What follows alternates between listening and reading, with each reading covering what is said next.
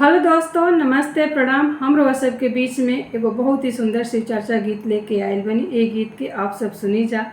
अगर हमार गीत आप सबके पसंद आवता तो लाइक कमेंट शेयर जरूर करब जा। ए गीत के आप सब फुल आवाज करके सुनब जा तो बहुत अच्छा लगी।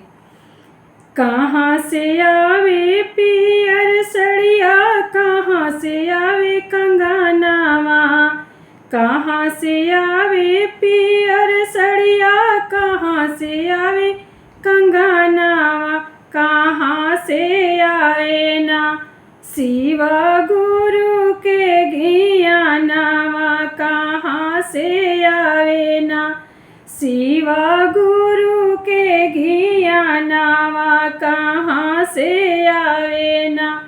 नैहर से आवे पियर सड़िया, ससुरा से आवे कंगनावा, नैहर से आवे पियर सड़िया, ससुरा से आवे कंगनावा, चर्चा से आवे ना हो, चर्चा से आवे ना शिव गुरु के ज्ञानवा, चर्चा से आवे ना शिव गुरु के ज्ञानवा, चर्चा से आवे ना।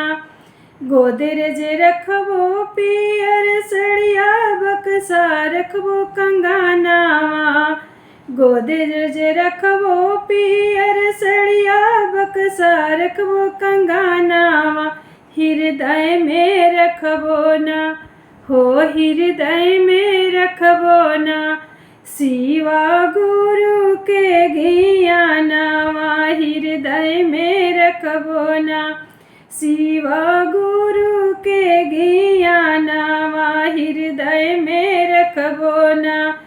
फाट जइहे पियर सड़िया, टूट जइहे कंगनावा, फाट जइहे पियर सड़िया, टूट जइहे कंगनावा, हृदय में रहिहे ना हो, हृदय में रहिहे ना शिव गुरु के ज्ञानवा, हृदय में रहिहे ना शिव गुरु के ज्ञानवा, हृदय में रहिहे ना।